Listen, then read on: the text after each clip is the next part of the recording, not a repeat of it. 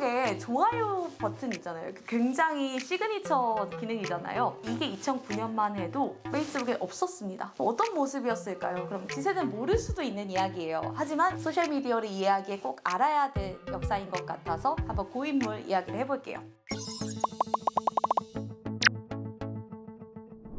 안녕하세요. 실리콘밸리 특파원 정혜진입니다. 요새 소셜미디어의 시조격이라고 불릴 수 있는 트위터가 이리저리 휘둘리고 있습니다. 이전에 말씀드린 것처럼 일론 머스크 테슬라 최고 경영자가 트위터를 직접 인수하겠다고 나선 게 발단이 됐는데요. 이후에 이제 트위터가 본의 아니게 M&A 시장에 매물로 나오게 됐습니다. 그러니까 상황이 좀 복잡한데요. 트위터 입장에서는 머스크의 인수를 반기지 않고 이를 저지하고 싶은데 그러기 위해서는 누군가 백기사가 나타나야 되는 상황이에요. 그러다 보니까 트위터에게도 딜레마인 점은 백기사가 이제 기존 경영진에게 호의적인 점에서는 머스크와 다를 수 있지만 결국에 이 역시 소유권을 넘겨야 하는 부분이거든요. 그래서 장기적으로나 단기적으로나 트위터에 있어서 이전으로 돌아가기 힘든 그런 사건이 생겼습니다. 이미 주사위는 던져졌고요. 앞으로 머스크가 인수를 하든 포기를 하든 당분간 본업에 집중하기 어려워진 것도 사실입니다. 머스크가 또 여기에다 대고 계속해서 이제 트위터의 경영 방침을 두고 트윗을 올린다거나 투표를 올려서 의견들을 보여주면서 이용자들로부터 오히려 트위터가 소외되는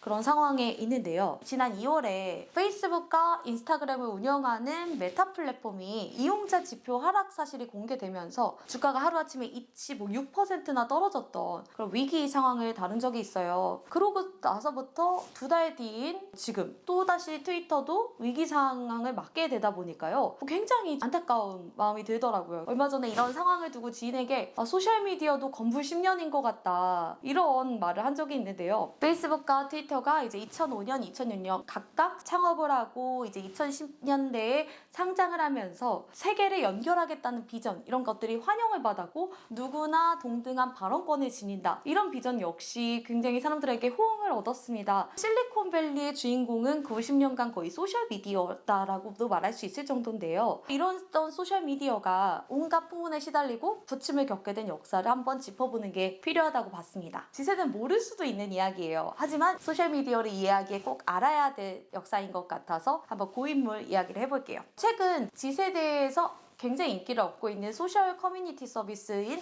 레딧의 전 CEO인 이산웡이 이런 말을 했어요. 머스크가 주장하는 표현의 자유는 웹 1.0 시대, 그러니까 1990년대 말에 누구나 쉽게 프리스피치를 하던 그런 시대에 대한 향수에 머물러져 있다. 이걸가 가져올 문제점은 머스크에는 아무런 아이디어, 그러니까 생각조차 없다. 뭐 이렇게 말을 했어요. 그러면서 소셜미디어를 분류한 게 굉장히 인상적이었는데요. 그러니까 웹 1.0은 1990년대 말, 그리고 웹 2.0을 프리 페이스북이라고 해가지고 페이스북 이전 시대로 분류를 했어요. 그러니까 페이스북 이전과 이후는 굉장히 다르다는 건데요. 여기에서도 저는 좀 제가 중요하다고 생각하는 시기를 한번 초점을 맞춰보고 싶어요.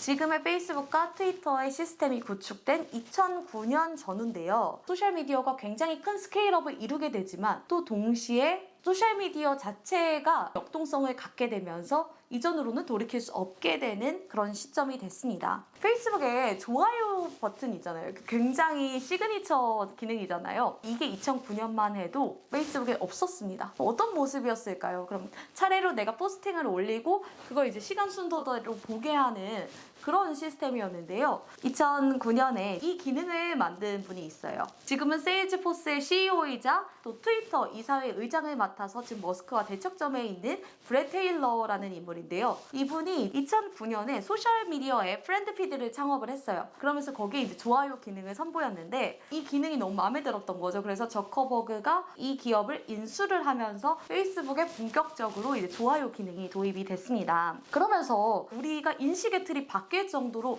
정말 광범위하게 도입되면서 좋아요가 저희 인터넷 경험에 정말 큰 한 획을 그었다고 보고 그로 인해 우리가 뭔가를 인지하는 개념이 굉장히 달라졌다고 봤어요. 그리고 이 시기에 트위터도 하나의 시그니처를 내놓습니다. 리트윗 기능인데요. 기존에 트윗을 뭐 40자 이내로 쓴다 이거에 더해서 빠르게 퍼져나가게 하는데 리트윗 기능이 아주 큰 기여를 했어요. 이후 페이스북 역시 트위터를 카피해서 공유하기 기능을 개발하면서 오늘날 쓰이는 좋아요와 그 공유하기 이 두 가지 양대 축이 완성이 된 시점입니다. 그러면 어떻게 됐을까요? 이 과정에 과정에서 이제 소셜미디어가 이용자들의 참여도를 높이고 활동 시간을 더욱 늘리기 위해서 좋아요와 공유 반응을 토대로 추천 알고리즘을 개발하면서 우리가 보는 피드가 그 알고리즘 순이 된 거예요. 그래서 머스크가 현재 뭐 트위터를 인수하면 트위터의 알고리즘을 공개하겠다 하는 것도 이런 맥락인데요. 이렇게 트위터가 현재 모습을 갖춰가던 때쯤에 또 다른 시너지가 될 사건이 터집니다. 2010년 6월 24일 애플의 아이폰 4가 출시된 거예요. 근데 이 아이폰 4의 인기가 정말 대단했거든요. 출시 3일 만에 170만 대가 팔려요. 그때 스마트폰이 이렇게 많이 팔리던 시기가 아니었는데 말이죠. 그러면서 아이폰을 비롯한 스마트폰과 이 소셜미디어가 결합을 하면서 누구나 이제 소셜미디어로 자기의 의견을 쓰고 퍼나르고 좋아요를 누르고 하면서 바이럴 시대가 열립니다. 이전에는 관계가 오프라인 기반이 온라인으로 좀 확장되는 차원에 머물렀다면 이제 포스팅을 누구나 쉽게 퍼나르고 또 언급되면서 퍼질 가능성이 너무 높아진 거예요. 그러면서 동시에 누군가가 타인에게 매장되거나 공격을 받을 가능성도 굉장히 쉬워졌어요. 2010년 12월부터 2011년 봄, 아랍의 봄 때나 그리고 같은 해에 미국 뉴욕의 월가에서 이제 시민들이 월가를 점령하라 시위를 했을 때 트위터와 페이스북에 아주 큰 영향을 했어요. 빠르게 문제의식을 전파해서 기득권에 대응하고 저항하는 그런 방식으로 순기능의 사례로 많이 언급이 됐는데요. 근데 현재 러시아가 우크라이나 침공을 하고 나서 이 양측의 대리전 역시 소셜미디어 플랫폼에서 벌어지는데 온갖 정보들이 생산되고 퍼뜨려지고 하는데 이것도 조금 다른 느낌이 들잖아요. 어떤 계기가 있었던 것 같아요. 머스크도 트위터에 이제 팔로워 지금 한 8,200만 명 수준인데 이 팔로워를 대상으로 트위터 전체를 흔들 수 있는 것 역시 머스크가 올리는 트윗의 좋아요와 그리고 이게 빠르게 리트윗되면서 이 의견이 이제 확대 재생산되기 때문입니다. 투표하기 기능 역시 한 200만, 300만이 참여해도 마치 이 응답 결과가 전체 이용자 2억여 명을 대표하는 것처럼 그렇게 보일 수 있는 측면도 있는 거죠.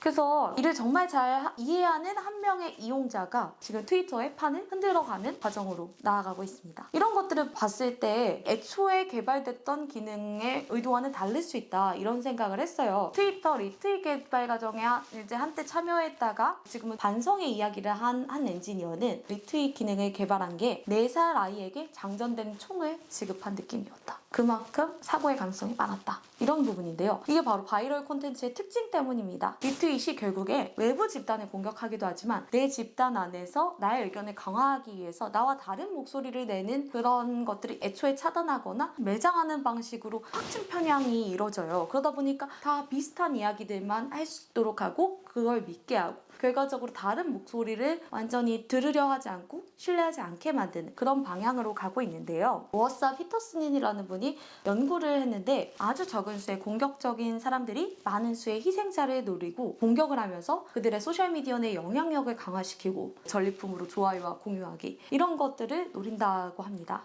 머스크조차 이런 트윗을 올렸더라고요. 양극단의 10%가 소셜미디어 룰에 만족하지 않으면 그 룰은 굉장히 잘 작동하는 거다. 결국에 세계를 연결시키기 위해 출발했던 소셜미디어가 분열, 차별, 혐오 이런 것들을 또 재생산하는데 되게 빠르게 앞장서고 그 세계를 마치 옮겨온 것 같이 그런 다이나믹을 보여주고 있는 상황입니다. 말씀드린 부분까지가 소셜미디어의 전반부라고 하면 이런 다이나믹이 형성되면서 어떻게 콘텐츠 검열이 시작됐고 또 이용자들로부터 신뢰도 하락 그리고 지금의 모습까지 오게 되는지 후반부에서 다뤄보도록 하겠습니다. 고민과 분석 담아 다시 찾아오겠습니다. 감사합니다.